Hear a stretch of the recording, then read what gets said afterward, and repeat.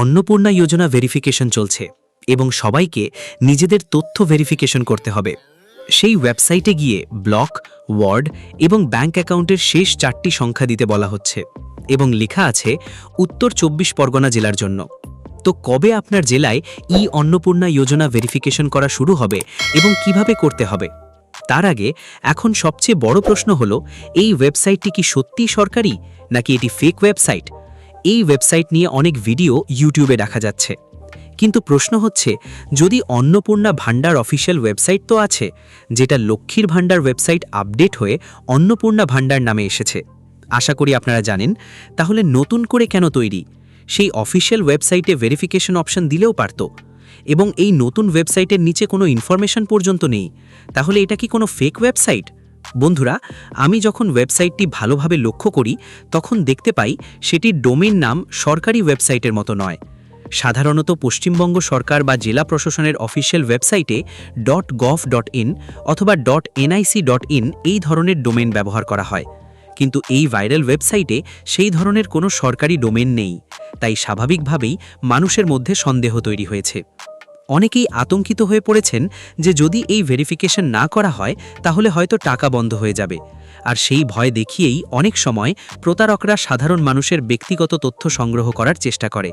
তাই সবাইকে খুব সাবধানে থাকতে হবে।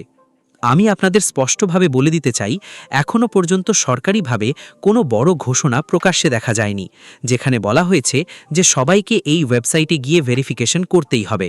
তাই কোনো অফিসিয়াল ঘোষণা না আসা পর্যন্ত নিজেদের ব্যক্তিগত তথ্য দেওয়া থেকে বিরত থাকুন। বিশেষ করে নিজের আধার নম্বর, ব্যাংকের তথ্য, ওটিপি, পাসওয়ার্ড বা অন্য কোনো গুরুত্বপূর্ণ তথ্য কখনোই অপরিচিত ওয়েবসাইটে দেবেন না। বন্ধুরা, এখনকার দিনে অনলাইনে প্রতারণা অনেক বেড়ে গেছে।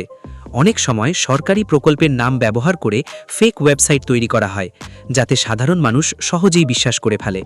আর একবার যদি ভুল জায়গায় তথ্য দিয়ে দেন, তাহলে ভবিষ্যতে ব্যাংক অ্যাকাউন্ট বা ব্যক্তিগত তথ্য নিয়ে সমস্যা হতে পারে। তাই আপনারা সবসময় একটি বিষয় মনে রাখবেন, যতক্ষণ না সরকার নিজে অফিসিয়ালভাবে ঘোষণা করছে যে এই ওয়েবসাইটটি আসল এবং নিরাপদ, ততক্ষণ পর্যন্ত সেখানে কোনো তথ্য দেবেন না। যদি ভবিষ্যতে সরকার বলে যে এটি অফিসিয়াল ওয়েবসাইট এবং ব্যবহার করা নিরাপদ, তারপর আপনারা নিশ্চিন্তে ব্যবহার করবেন, তার আগে নয়। আর যদি সত্যিই কোনো ভেরিফিকেশন প্রয়োজন হয়, তাহলে সাধারণত সরকার নিজের অফিসিয়াল পোর্টাল, ব্লক অফিস, দুয়ারে সরকার ক্যাম্প বা সরকারি নোটিশের মাধ্যমে জানিয়ে দেয়।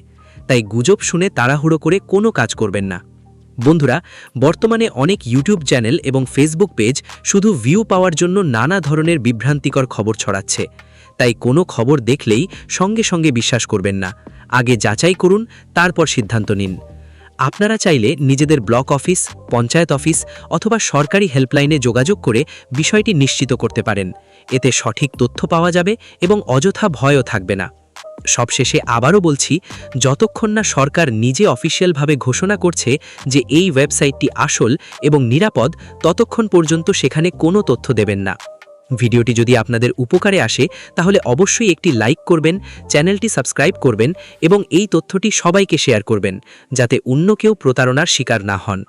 ধন্যবাদ। সবাই ভালো থাকুন, সুস্থ